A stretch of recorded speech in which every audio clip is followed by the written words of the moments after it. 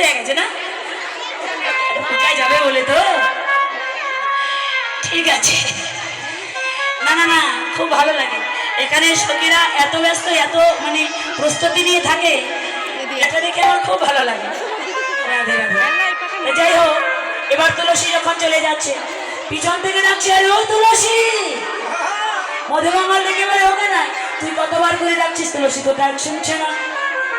তাই তো এবার গোবিন্দ আমার ভক্তের অন্তরের কথা জেনে এবার দেখিয়া তুলসী আমার নগর উলসী, দেখিয়া তুলসী নগর উলসী, এবার যতনে বসাইল কাছে, যতনে বসাইল কাছে, এবারে রায়ের কুশল কহত সকল, রায়ের কুশল কহত সকল, সজল নয়নে পুছে রে সজল নয়নে পুছে রে, সজল নয়ন পুছে,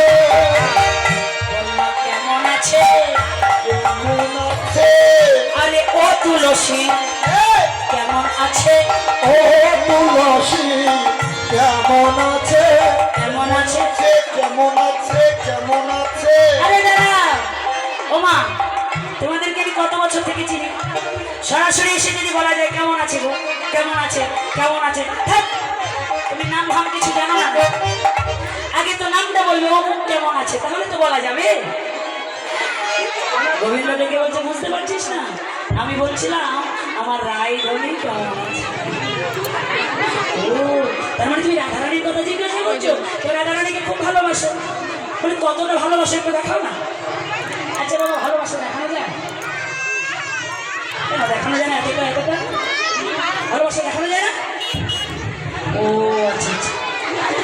এবার গোবিন্দ কিন্তু চতুর চূড়ামণি, চতুরেরও চতুর, কথাই তিনি কখনো হারে না।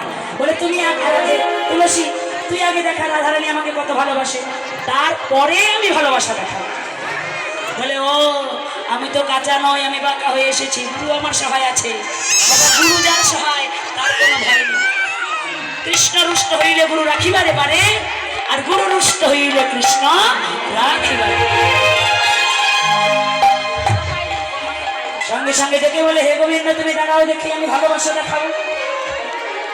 এবার প্রথমেই ওই কর্পূর মিশ্রিত তাম্বুলটা আঁচল থেকে